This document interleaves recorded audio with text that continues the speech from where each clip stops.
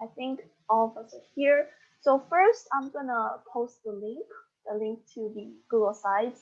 So if you wanna review the slides afterward, be sure to save that. Um, yeah, everyone can view the slides, and so let me share screen first.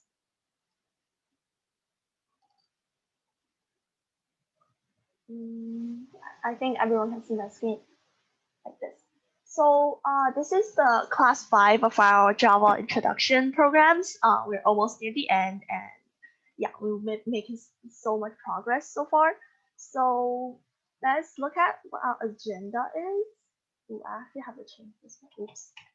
So basically, the first one we're gonna talk about a new concept called overloading, and then we're gonna learn about arrays, like including 2D arrays and iteration arrays, and finally we're gonna introduce to something really similar to array, but like it's more flexible. It's called array lists. So yeah, let's start first with overloading, like method overloading. This is basically just something that allows you to have different multiple methods with the same name, but with different set of arguments. So I think it will be like the definition will be more clear with the example. So imagine you want to write methods that act as an addition calculator. Just imagine you have your own calculator, like by your hand, and but you want to write like a program that basically maybe just adds a bunch of stuff the user tells you to do, but then you don't want to add it to like 2, 3, or 4 numbers. But you want it to be add 2, 3, or 4 numbers depending on like what the user is inputting or the user is telling you to do. You also don't want to confuse the user by using different names. So that's what, like if you use our calculator right now, you can see that you can add like 2, 3, 4 numbers together, and the calculator will output sorry, the calculator will output like the same, not the same, like they will perform the function without like any error. So that's what we are focusing on, like on this topic. So let's write different methods. They are all called add. Like we have 3 methods that are called add. The only difference is the first have like two integers as a parameter. Just a reminder, a parameter is what the user will want to input when they're calling the method. And the second one has 3 parameters, and the third one has 4 parameters. So what does this mean? So basically, this one adds 2 numbers, this adds 3 numbers, and this adds 4 numbers together. So will this work, or will the program throw an error say, oh, that doesn't work, you can't make them the same name? The answer is yes, the program will most definitely work. So this happens when you want to add like 2 numbers, you call add 3, 4. So if you go back and see the parameter of this, the first add method requires 2 integers, which is satisfied by this one. So the programs will know that, oh, you want to call the method with 2 parameters. It's like, this is satisfied, so I'll just call this one. Oops.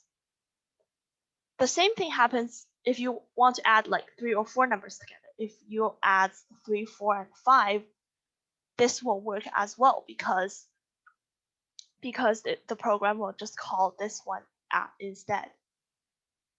Okay, let's go back.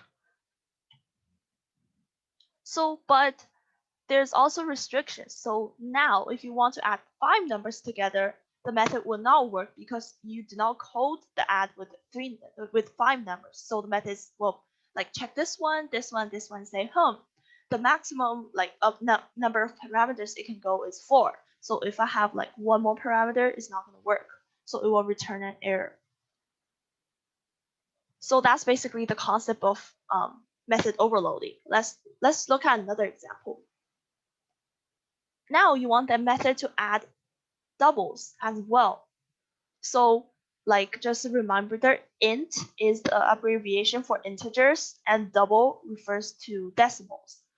So in Java, these 2 types do not mix. Like you can't really like call an integer a double or a double as integer, although you can cast it, but we're not going to talk about it here. So now if you try to call add, you want to add 1.3 and 2.1, the method will be like, no, I can't do this because 1.3 and 2.1 are not integers. So if you look over here, the method specifies that it wants integers, but then you give it a double. So the method will not work. Now, what you need to do is to maybe add another method that's also called add. But then the parameters is changed to double A and double B, which just means it needs 2 decimals. Now, if you add this to the program over here, and then you call this one, the program will work. So essentially, you can have like as much like you can like add as much method as you want with the same name, as long as you give it different parameters, and the whole program will do different functions depending on what you what parameters you put in when you are calling the method. Okay, that's basically what like method overloading means. Next, we're gonna talk about arrays.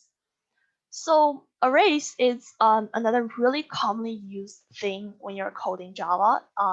So it's just an example of a data structure, and is kind of like a object that contains a fixed number of elements of the same type. So they're indexed by numbers, and their index start at 0.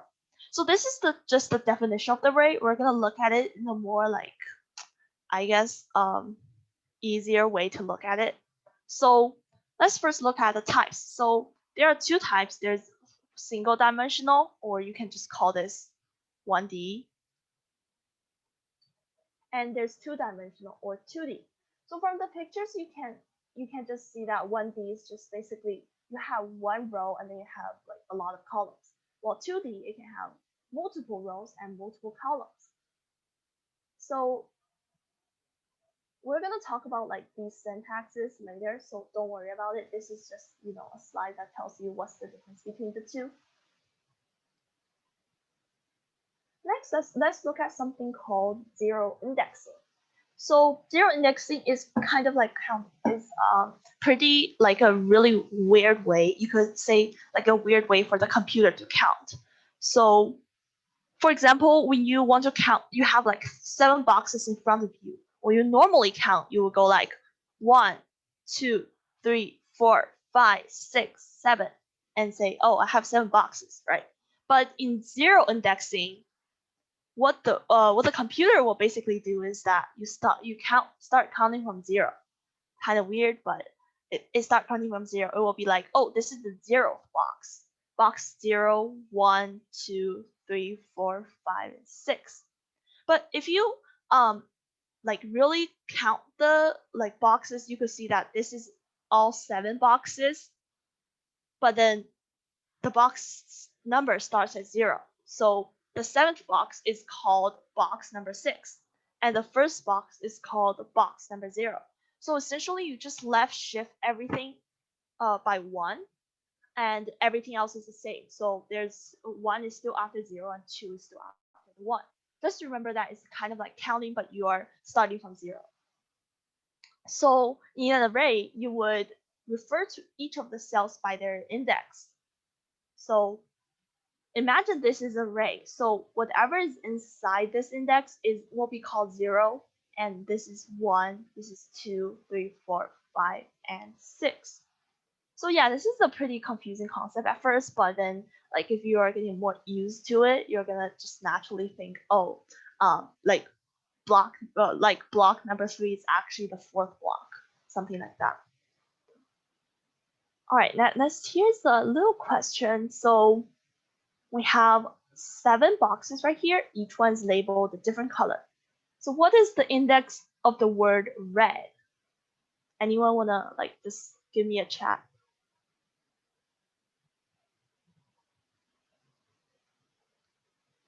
All right. Yeah, I can. We can do more practice later. I could just show the answer right here. Oops. Yeah, as you can see here, the index of the word red is 0, although it is the first block.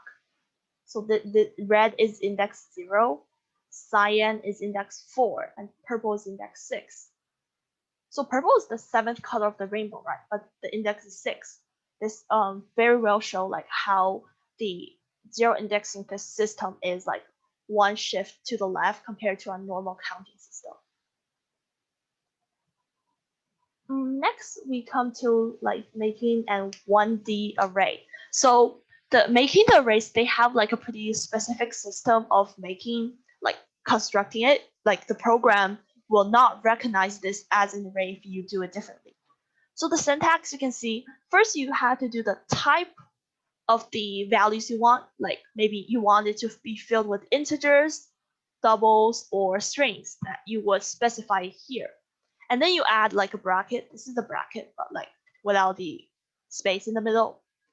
And then you name it. You can name it whatever you want. Like you can name it rainbow colors or whatever. And then it's equal to new. You need to add a new here so the program will know, oh, you want a new array. And then type again, same as over here. And then a bracket as well, but differently in this one, you have to put in like how many elements you want this array to contain. It's kind of like when you're ordering boxes from like, I don't know, from a store. You need to tell them like how many boxes you want. Same thing. If you want 7, like if you want to contain all the colors of rainbow, you will put 7 over here. Yeah, so let's make an array of rainbow colors. So since colors, you can't really represent color with like numbers, right? So the best type would be string. So you put string here, you do the double bracket, and then I want to name a rainbow. Of course, you can name this rainbow 1, rainbow 2, or whatever. But like I'll name a rainbow over here. Is equal to new string 7 because we all know string has several colors. So you need to be aware that although we're using the zeros index system, over here, the syntax wants the number of element, not the last index. So just remember like how you just put in like how long you want your array to be. So this will create an empty array with 7 cells in it. So that's the first step. Next, we of course we want to fill with colors, right? So now it's just a blank array. Everything is empty. So when we want to fill an array with values, it's like putting your stuff in a row of lockers. Maybe at school you have like PE lockers, you want to put your stuff in them.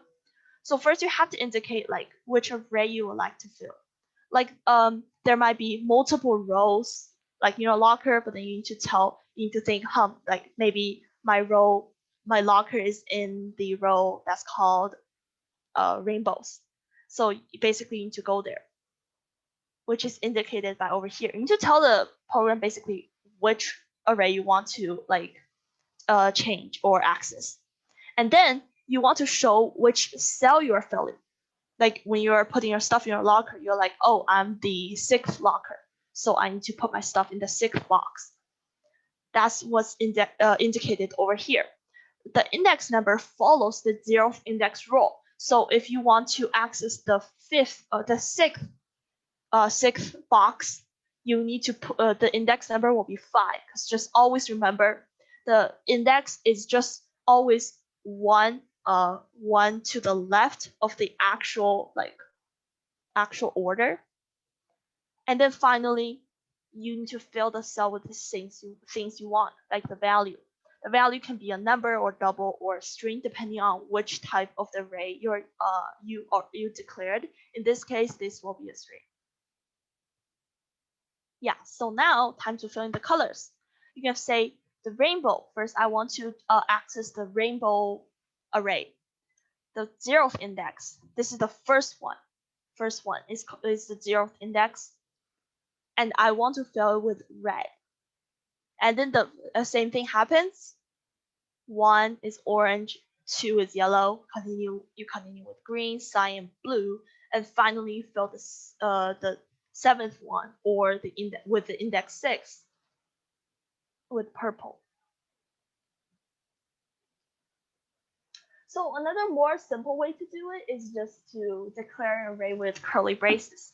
So you can basically say it's like the front part is the same thing, but with the after, you could just put in curly braces around it. Oops. have this, and just fill with like all the values separated with commas. And yeah, this could be useful in sometimes, like, because it's way easier if you have to do this, you have to do like a lot of code. But then if you have a really, really long array, or you just want to like just kind of see what is in which box, it's better to use this way. So like after we filled everything's values, now is to access cells of an array. By access, I mean that you could get the either get the value, or you could even change it. So let's say now you want to change the red to magenta and cyan to turquoise. How would you do that? So you basically do the same thing as how you filled it. Since the red is at the 0th index, you will just set the 0th index to magenta. And since the rainbow is at the 5th index, I mean, not the cyan is at the 5th index, you just replace that with turquoise.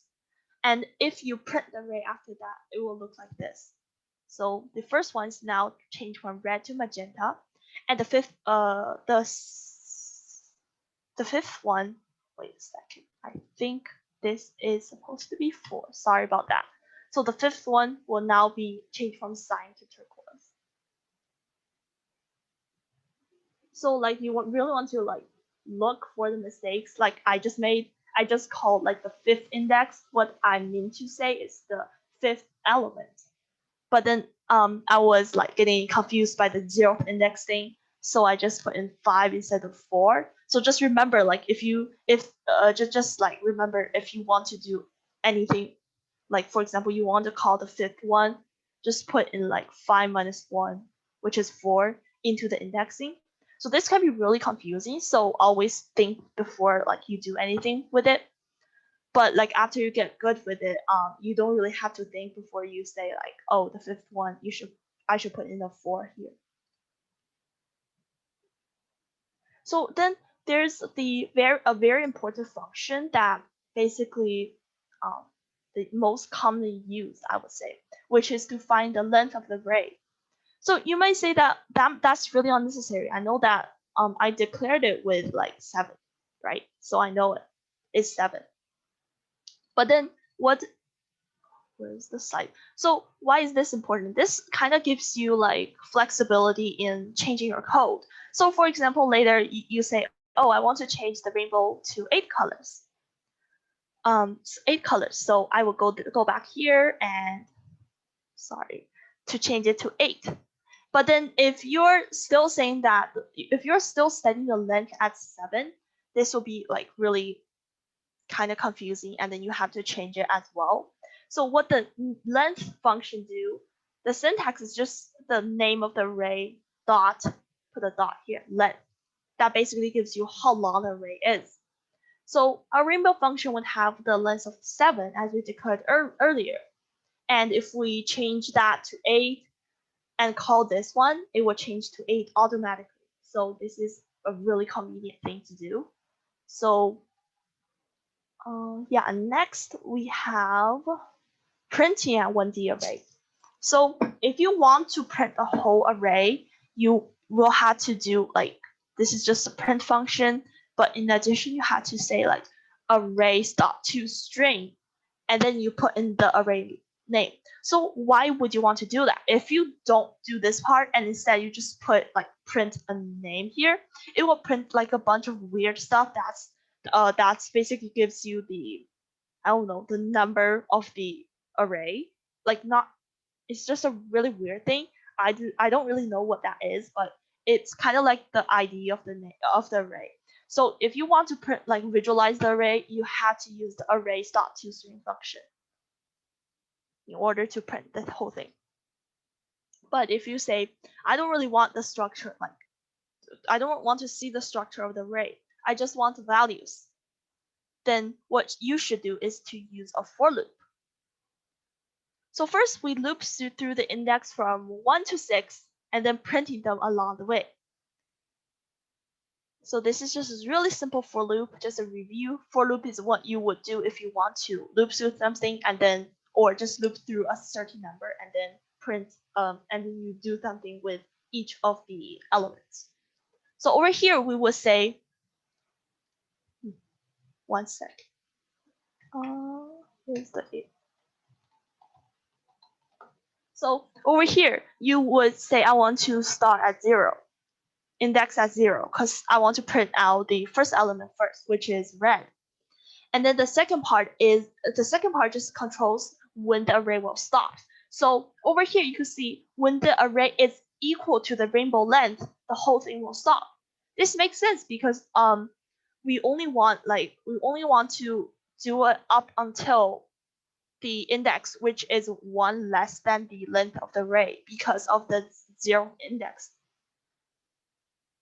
Because like if we call the 7th array, the program will basically say we don't have a 7th index, because 7th index 7 is the length of the array, not the highest index. So, and then this one is just what we talked about like in the 3rd class. This is you're just adding 1 to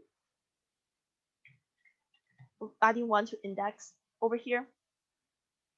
So, and then after this you would just print it. So note that this is basically how you would access like each index of the function. We've talked about that earlier when we like set this to a value. Now if you just want to print it, you can just do like this, and then it will print out the number. Sorry, I forgot to add, I always forget to add this because this summer I was actually doing like a lot of Python code. They don't require you to do this. So yeah, I guess kind of confusing, but this should be the correct correct code, correct structure for printing something. Next, we have iteration in 1D arrays. So as we said earlier, so we can use for loops to iterate over an array and access the elements in order to perform like a certain function to it. So let's say we call an array that's called nums. Basically, that's the abbreviation for numbers. Nums is equal to this 1, 2, 4, 5, 7. It's a bunch of random numbers. And then we have a integer total. So if you declare without it equal to something, it automatically sets it to 0. So this is basically the same as when you say it's equal to 0. So and then we have a for loop. Same thing with that for loop that we saw earlier, but then instead, each iteration we're adding like adding that index to the total.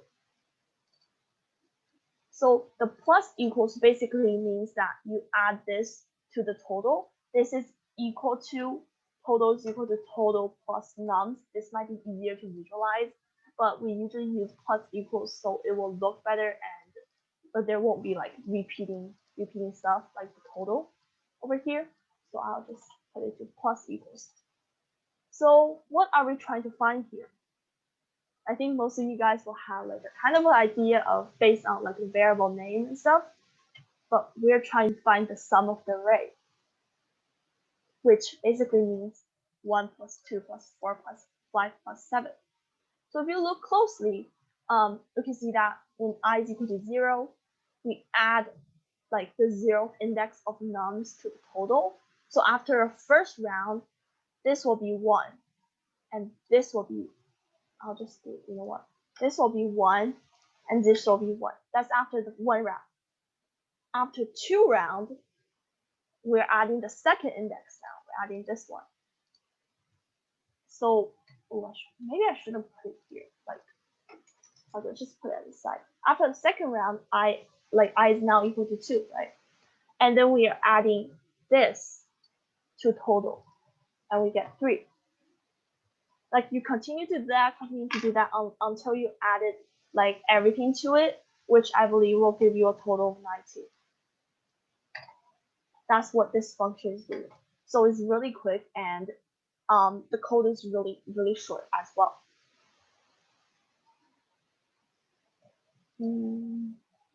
Next, we have something called enhanced for loops. This is basically a for loop, but then is only uses certain conditions and it will be more efficient that way.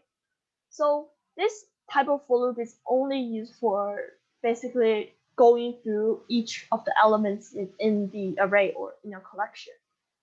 So we do not, like when we're using it-has for loops, we cannot alter the value of the array or the collection. So if you want to change the value, you have to use a normal for loop. But the it-has for loop is faster if you just want to like maybe just look at each of the elements. It's also known as for each loop, but I think it-has for loop is a more common name, but like you can call it like this or this. So here are some examples. Same thing. You have this array that's called, that's 1, 2, 4, 5, 6, 7. That consists of these 6 numbers. And you have a total of 0. Now, instead of using a normal for loop to add up all the sum, for the it-has for loop, you just have to do for every number, and then you add a colon. Basically means this just kind of means in, like in. So basically for the number in nums, remember that num is the array. So basically for every number in this collection, you want to add that number to the total. So in this case, there's no indexes to be involved. You have to worry about indexes. It will just automatically go through every one of them and add it to the total. So this is basically saying I want to go over each element. I don't care what their indexes are. I just want to go through everything once. That's what it-has for loops are for. So yeah, but like all it-has for loops could be replaced with a normal for loop. So if you're thinking, oh, this is so confusing, just use a normal for loop. It won't be that much work, and that this is just maybe it's easier to use if you are comfortable with it. Next, we have something called 2D arrays. Everything about 2D arrays is really similar to 1D, but now each cell has 2 numbers to represent the index. So it's a little bit more confusing. And the index of each row is actually before each column. So if you want to represent a cell, you would say the row first before saying the column. So yeah, now take a look at this 2D array. So basically, you could see that the index of the first one, like over here at the corner, this one is 0, 0 because it's on the 0th row on the 0th column. For this one is 0, 1 because it's the 0th row and the first column. Same with 0, 2, 0, 3, and 0, 4. As for the second one, it starts from 1, 0 because this is the 0th column, but this is the first row. So it's 1, 0, 1, 1, and 1, 2. Everything else is looped around the same way. So, for example, let's say you want to access the highlighted box. You use basically you do almost the same with how you would access a 1D array, but then now you're responsible for putting in 2 values, like index of the row and the index of the column, to basically tell the program, how to locate that. So if you don't have one of them, for example, you only put in the index of the row, the program say, it's the first row, right? It's the first row, but then there's 5 elements in the first row. Which one is it? So you have to do both the row and column, or else you're not going to get anything. And then you could just set it to whatever value you want. It's really similar to the 1D arrays.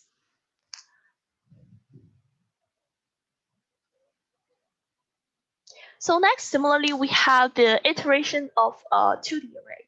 So usually a nested for loops, or basically you stack 2 for loops within each other, are used to loop through each cell of the 2D array. So you could kind of think of it as a single array, but with each cell, it contains their own array as well. Maybe that's just more confusing you think, but that's actually what happens.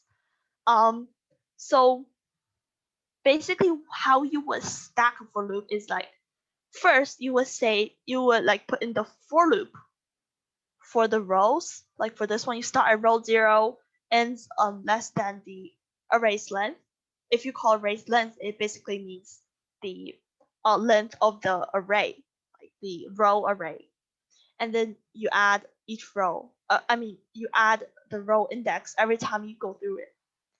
Really similar with the column. So over here, the column starts at 0, and then it gradually adds until it reaches the end. And then the column number is added 1, like from every iteration. And then from here, you could do some whatever code you want, and the code will be implemented to every one of the cells.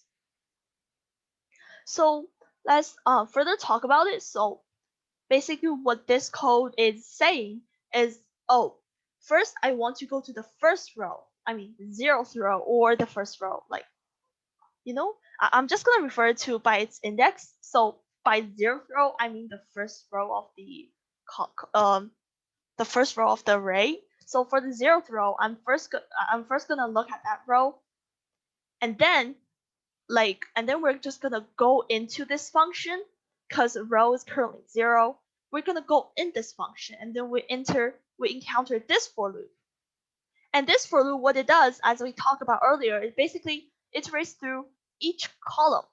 So we're going to access every column of the 0th row first. And then after we do that, over here, this for loop would end over here. And then we go out. We start another loop. But now we're on row 1. So what this would do is, like for each row, every column will be accessed before switching to the next row. This basically is a very effective method if you want to access every single cell, and this is, I think, the least confusing method to do that. So yeah, for 1D array, you only need 1 for loop, and 2D you need 2 for loops. But like 2D array is not that common, so if you're just maybe new to Java, maybe focus on the 1D array more. So after you really understand that, the concept of 2D array should be like really easy to understand. Next, let's practice something. So imagine you have a 2D array called colors. This whole thing is called colors. What should I do if I want to add pink to the blank space right here? Maybe I should highlight it. Yeah, what do I do if I want to add the pink, add color pink over here? So as we talked about earlier, we have to put in the name of the array first. So the program will know like which array we want to access. So this array is called colors. So I'm going to be like, oh, this is called colors. So let's just be sure that I'm just only coding. So in the actual, when you're actually coding on the program, you have to be aware of the indentation and the other syntax. Not syntax, other like other things that a program will need you to do. I'm just giving the answers over here. So yeah, so the colors. Next, since this one is on this row, can anyone tell me what's the row number over here? What's the index number for this row?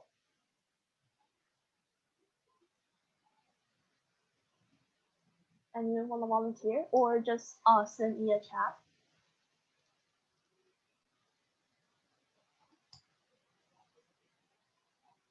Okay, it's fine. I'll just tell you. If you're like still pretty unclear about the concept, maybe go back and review the slides after class, or I think a recording will be released. I'm not sure. It usually comes with like the email for the next class. So this one, because this is the index is actually 1, although it's like the second row, right? You might ask, well, why is 1? But remember the 0th indexing.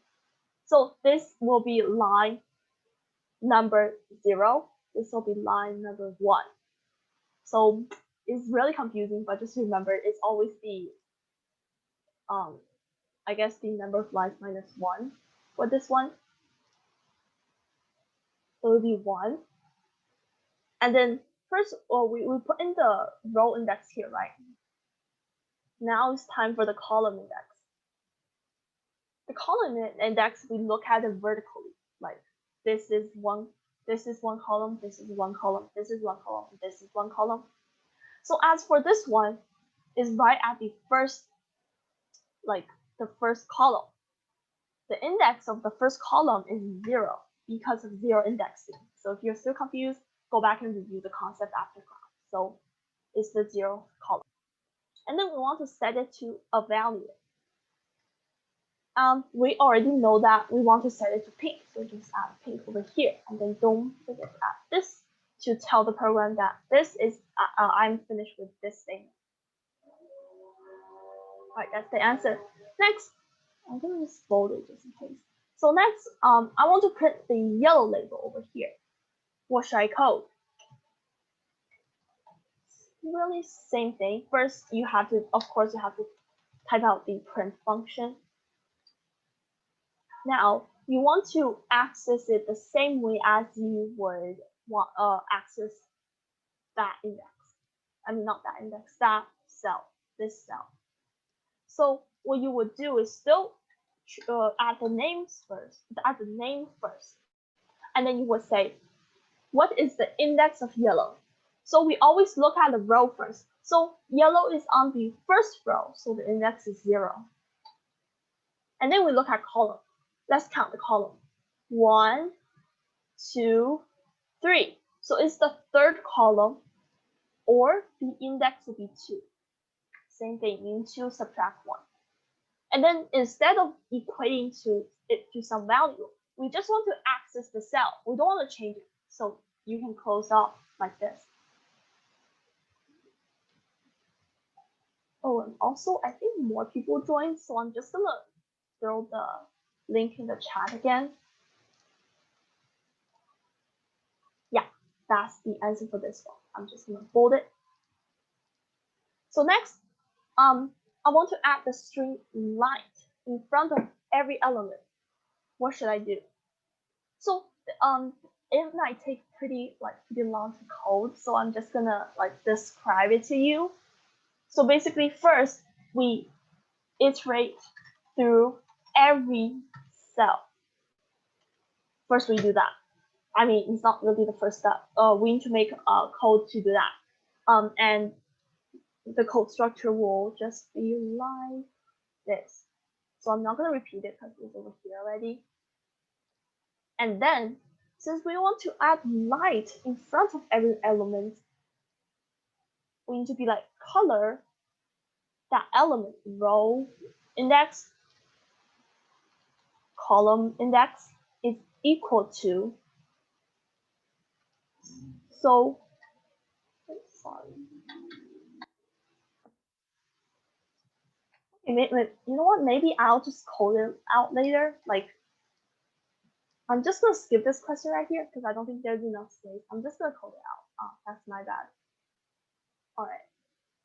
So basically what it means is you just basically the whole idea is that you iterate through each of the elements and then you just add a light in front of it.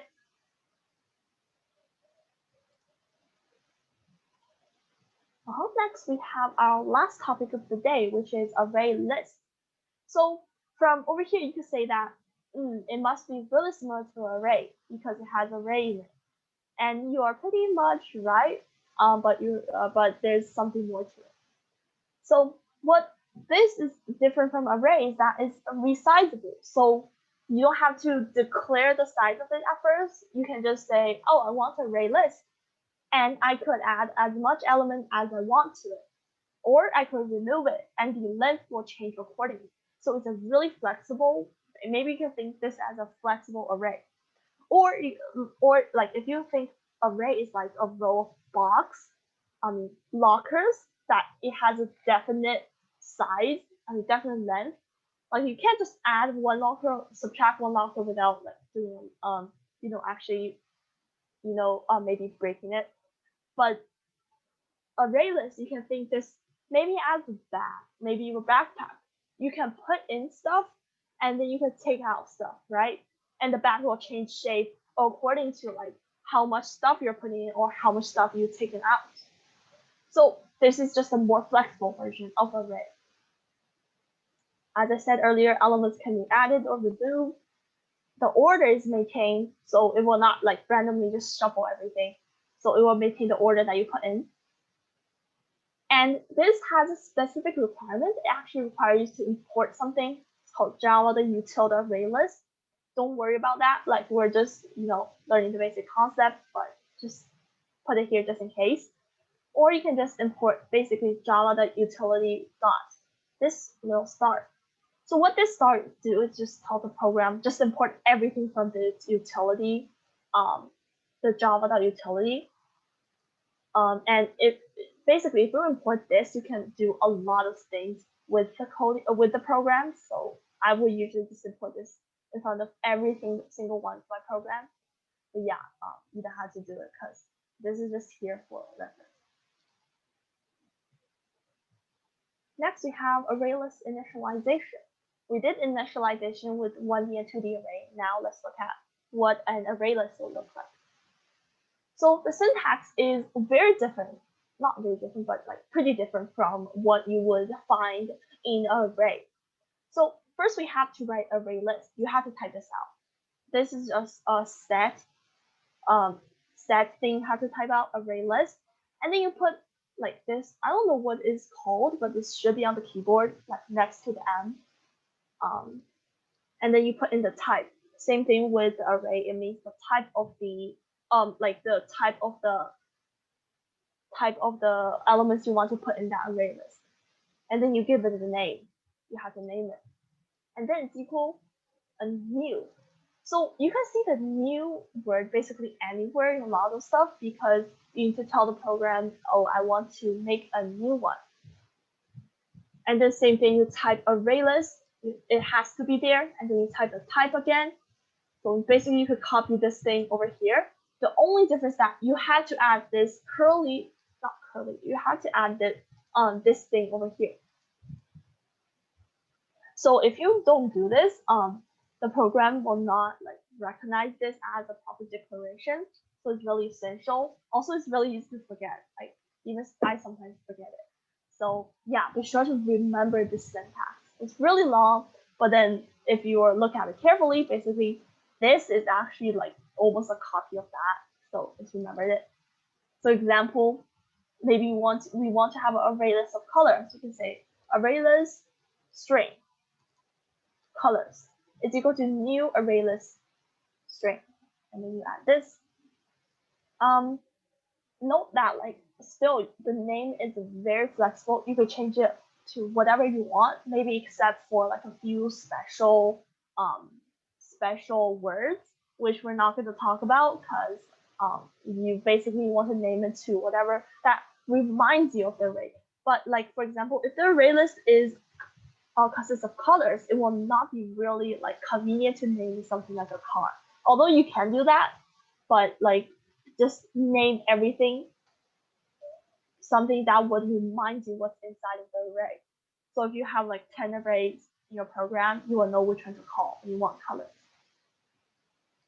Here is like basically a table of the methods, important methods I copied off like, on the internet. Take a minute to look through it.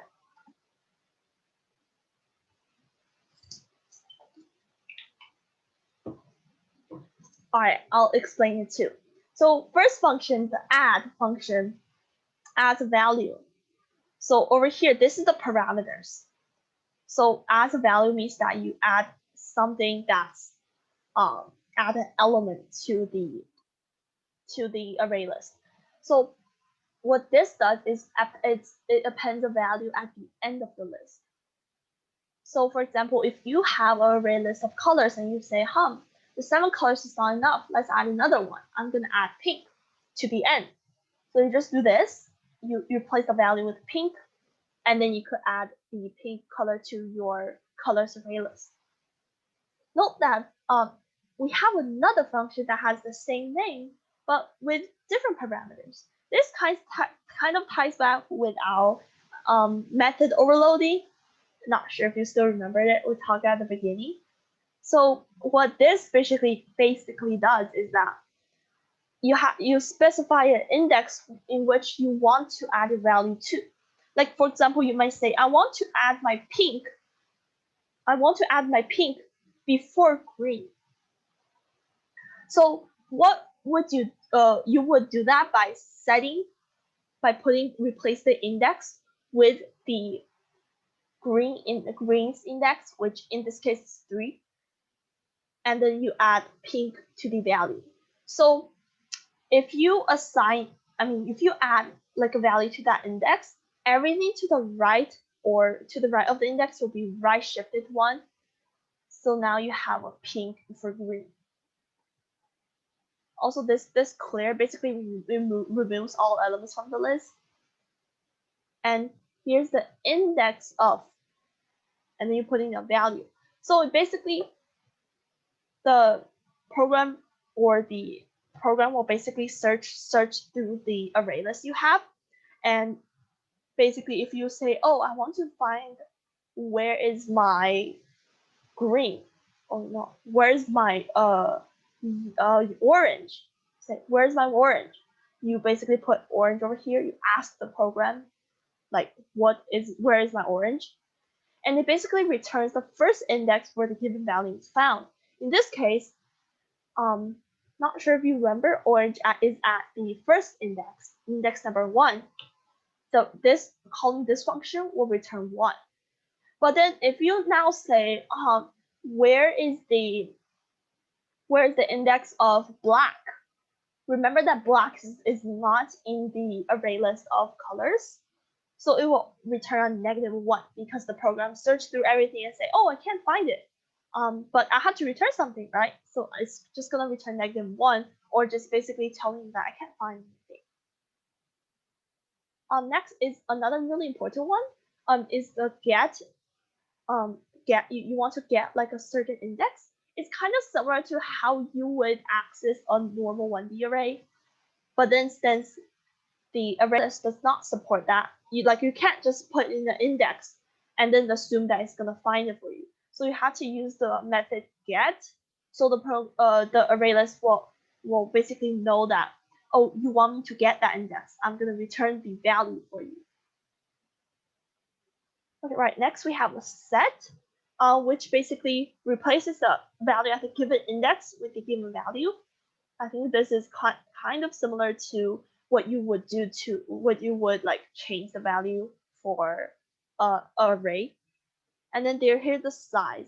Different from the array list, they will only return you the kind of the length of the array list if you tell it to get the size. So if you say call array list.length, it's not gonna give you anything because the array list doesn't recognize length as a function. So you have to call the size to return the number of elements in the list. Finally, there's toString, which returns the string representation of the list. So if your list consists of 3, your array list consists of 3, 42, minus 7, 15, calling this will just print the whole thing. All right, next we have array list methods. So it's similar to array. You call methods specifically for array list using name.method, like parameter, and then you add parameters. So for example, we said earlier that we have an array list called colors, right? So if we want to call basically any function, we have to do colors dot and then the method name. Like if we want to call size, we'll go like size this. And if we want to add like a pink, we have to do like this. So that's basically what it means by if you want to call a function, you have to do the name.method. Yeah, and we talked about this before. We talked about like the overloading of add function over here. So if you're still confused, go back to the first part and look through that. So next we have some practice array list methods. So I think we're short on time, so I'm just gonna like type the answer here. So initialize an array list of integer and call numbers. So we do array list integer numbers equal to new array list integer. Don't forget to add this and then add that. Second one, add the first 6 multiples of 2. By that, I basically means you want to add like the first 6 multiples of 2 to the function. You know what? Let me just code it over here. I think it will be way faster if I do this.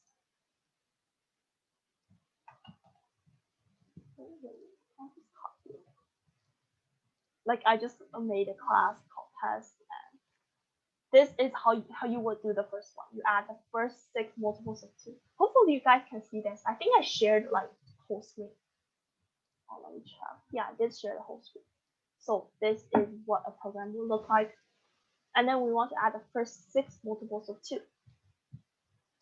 So we start, let's just call I is equal to 0.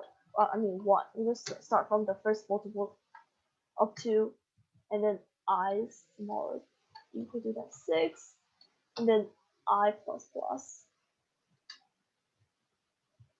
Over here, remember the add function, numbers dot add, and then we want to add like each multiples of 2. So it's basically 2 times I. Next, let's look at the third one.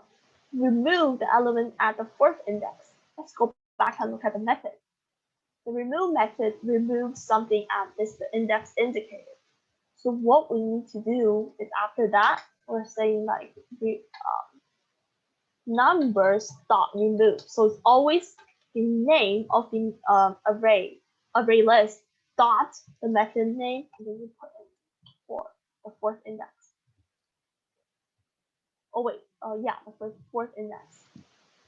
And now it says print the element at the 3rd index. Same thing.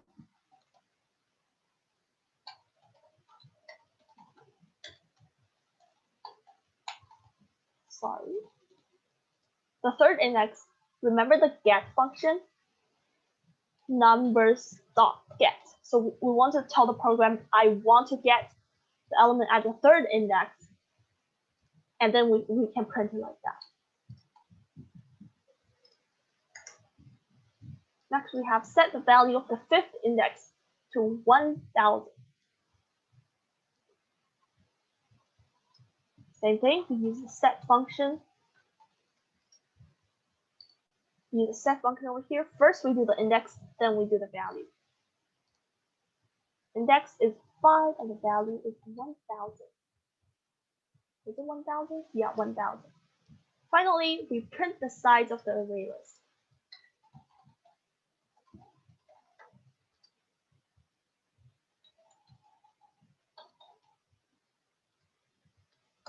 Forgot to add this. And yeah, that's basically what the response is. Or wait a second. Oh, I made a mistake. I removed this one, but then forgot to.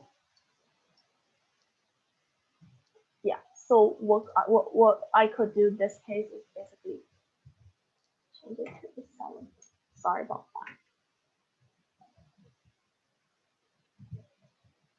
Yeah, basically over here you can see that the 3rd index is 8 over here, the first one you printed out, and the total length after everything gets executed is 6. So like if you're curious, maybe you should just go back and maybe run this program, like maybe just do it yourself and then try it on, I think, your own text editor, and you can observe you can really play around with it and call different functions and see what would happen if you call this and that. Yeah, basically that's how you would learn the method. You play around with it. And finally, the homework. So first, definitely review all the slides. This is another really important concept. After the loops that we learned at class 3. First, I want you to write a program with methods that all are called multiplying. that could multiply together 2 integers, 3 integers, or 2 doubles. So you can choose. They should all be called multiply. That's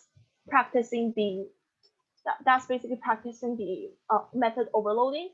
Second homework is to construct a 1D array of numbers from 1 to 10 using a for loop. Then you want to increment everything by 1.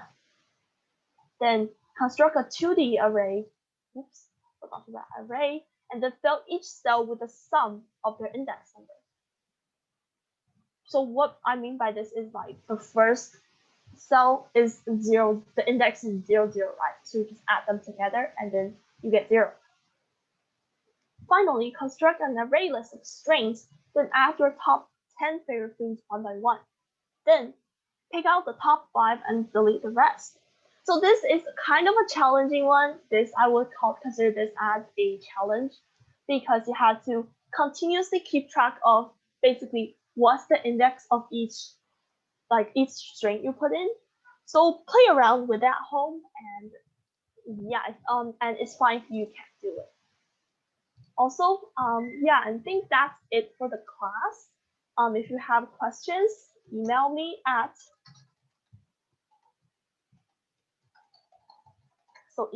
this. I check my email twice a day at least, so I will always give a fast reply. And yeah, also if you did your homework or want me to check it, send it here as well. Yeah, I think that will be it for today's class. It's almost time, so everyone have a nice weekend, and I think next week we're gonna have a class at the same time. So see you then. Bye.